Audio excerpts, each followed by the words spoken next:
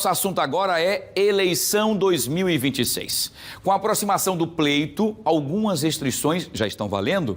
Preste atenção, tanto vale para os candidatos quanto também para os eleitores. Sobre esse assunto eu vou trazer o WT. O William Tavares está ao vivo agora e a gente quer saber o que é que pode e o que é que não pode nesse período, né, o WT? Porque tem algumas limitações. O candidato não pode fazer isso, os eleitores também não podem fazer aquilo. E a gente continua então para trazer os detalhes do que pode e que não pode para não sofrer aí as sanções, né, do TRE. WT, conte tudo.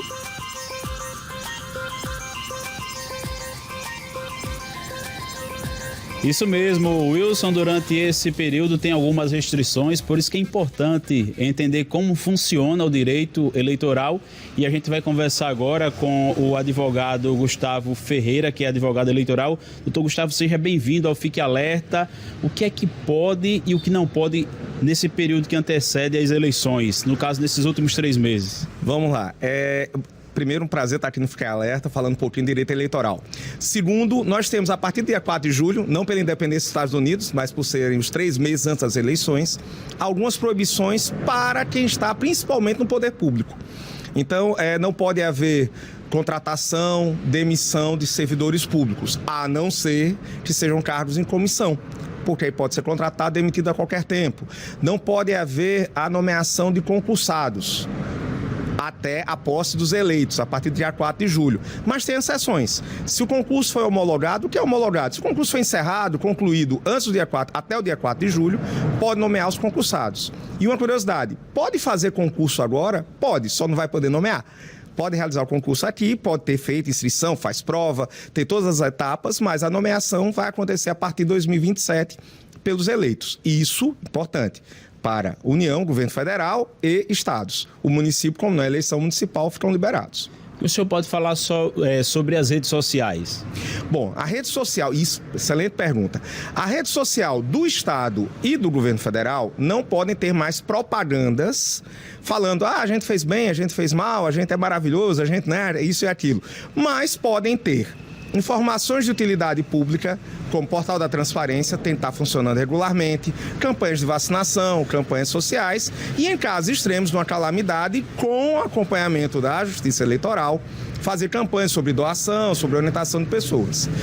Também é uma exceção para aquilo que tem comércio. Como assim? Eu tenho uma empresa pública que está no comércio, um banco, né, vai vender seus produtos. Esse banco, se for estadual ou federal, pode continuar fazendo sua propaganda. E por falar em rede social, uma hora ou outra tem aquela mensagem subliminar que quer mostrar uma coisa, mas na verdade está querendo dizer outra, né? Tem que ter muito cuidado com isso. E a Justiça Eleitoral tem sido muito atenta a essas questões. Inclusive, ela tem acompanhado bastante para ver se a mensagem tem um conteúdo negativo para um candidato ou positivo para o outro. Isso não só para as empresas públicas, para as páginas de estados e do governo federal, mas também para as páginas particulares. Porque na pré-campanha, o pré-candidato, né, porque ninguém é candidato ainda, o pré-candidato, a pré-candidata pode quase tudo, mas não pode, por exemplo, pedir voto. Doutor Gustavo, sobre a participação da população, do eleitor, do servidor em geral, como é que ele pode também ajudar, por assim dizer, a justiça eleitoral? Bom, o cidadão em geral... Perdão. A gente é ao vivo, né? O cidadão em geral, ele pode contribuir com a justiça eleitoral formalizando denúncias. Eu brinco. Denúncias à própria Justiça Eleitoral, ao Ministério Público Federal, à Polícia Federal e até o concorrente. Você pode avisar o concorrente, olha, o fulano está fazendo isso, vá lá, é uma forma de denúncia. Mas pela Justiça Eleitoral, que é uma forma mais isenta, existe um aplicativo chamado Pardal, que é fácil de baixar no celular, não ocupa muito espaço, não usa muito pacote de dados, onde você pode formalizar denúncias diretamente à Justiça Eleitoral. Esse aplicativo Pardal, entrando na página do TSE, você consegue baixá-lo. E assim, é anônimo, a pessoa que fizer a denúncia, e a Justiça Eleitoral apura. Claro, separa muita coisa, joio do trigo, às vezes tem denúncia que não tem pé nem cabeça, mas assim, ela faz a análise de todas as denúncias formalizadas pelo aplicativo chamado Pardal. O senhor, como advogado deste segmento eleitoral há muito tempo, qual é o tipo de erro que o senhor mais percebe durante esse período? Nesse período agora da pré-campanha, é o pedido direto ou indireto de voto. Esse, infelizmente, é o mais comum. E, às vezes, não é do candidato. É justamente do seu apoiador, do seu eleitor, porque ele também está proibido de pedir voto. Então, se o pré-candidato não pede, mas o eleitor pede para ele, esse eleitor pode ter aplicação de multa para ele. E o que acontece com o pré-candidato? No caso, como é somente uma irregularidade de propaganda, não é um crime, ele vai ser aplicado multa se comprovado que ele participou ou repostou. E aí o que acontece? O eleitor ou eleitora faz o pedido de voto, a pré-candidata, pré-candidato não nota, tem um pedido de voto e reposta na rede social. Aí ele também vai ser aplicado multa nesse caso. E mesmo que a pessoa, não, mas foi rapidinho, eu já paguei, mas a justiça, se chegar para a justiça eleitoral... Aí a retirada daquela postagem, se não tivesse sido retirada antes, ou seja, a retirada, pelo menos a aplicação de multa. Mas a penalidade é aplicada. É aplicada sim. E no caso das condutas proibidas, por exemplo, participar de inauguração, fazer contratações indevidas, ou usar veículos públicos, servidores públicos em campanha, aí a penalidade é mais alta. Além da multa, pode ter também a perda do mandato e inelegibilidade por 8 anos. Quando, de repente, pode acontecer uma situação, vou fazer uma situação aqui hipotética, um grupo de WhatsApp, aí um determinado gestor vai e convida todo mundo para ir para um evento. Isso tem que ter um certo cuidado nessas questões. E aí tem que analisar caso a caso. É um evento público, esse grupo é o grupo da repartição, é um grupo de amigos. Porque isso muda.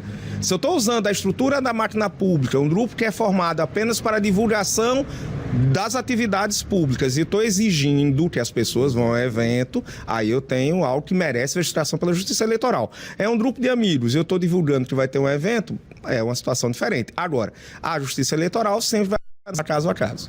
Doutor Gustavo, qual é o conselho que o senhor transmite para um gestor público, para um pré-candidato, para quem trabalha com essa equipe nesses 3 meses que antecedem a campanha? Contrata um advogado eleitoral. É o conselho mais sincero. Contrata um advogado eleitoral, um contador, uma contadora que atua na área eleitoral. O senhor não é suspeito para falar sobre isso. Não, veja, eu estou incluindo outros profissionais.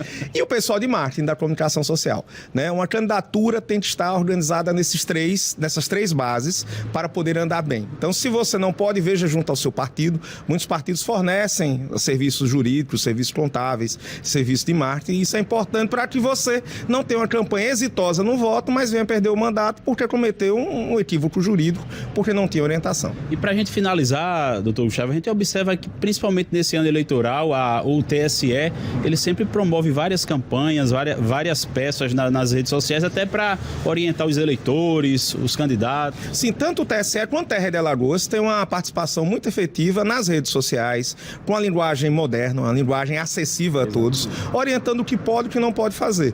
Então, assim, o TSE faz esse trabalho em âmbito nacional e o Terra de Alagoas tem feito também de forma muito eficiente em âmbito local. Inclusive, vai haver um treinamento para contabilidade eleitoral no TRS sexta-feira agora pela manhã, aberta a contadores, advogados, a candidatos, pré-candidatos que queiram participar para saber o que pode e o que não pode na questão de prestação de contas. Informação é importante demais, né? Freud já dizia, né?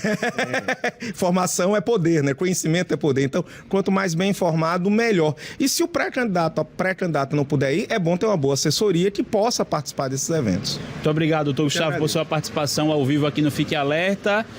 Exatamente isso que a gente acabou de ouvir aqui do advogado, não é, Wilson? Tem que ficar conectado com essas informações, com essas atualizações, montar uma boa equipe de trabalho que conheça, não é, de toda essa questão jurídica, principalmente a eleitoral, uma vez que a gente está no ano eleitoral, seguir tudo que tem nas regras para não ter nenhum problema e de repente ficar até impossibilitado de ser candidato por conta de um erro que na cabeça da pessoa de repente é uma coisa pequena e não é. Pode ser um erro grande que pode tirar a pessoa da disputa aí pela frente.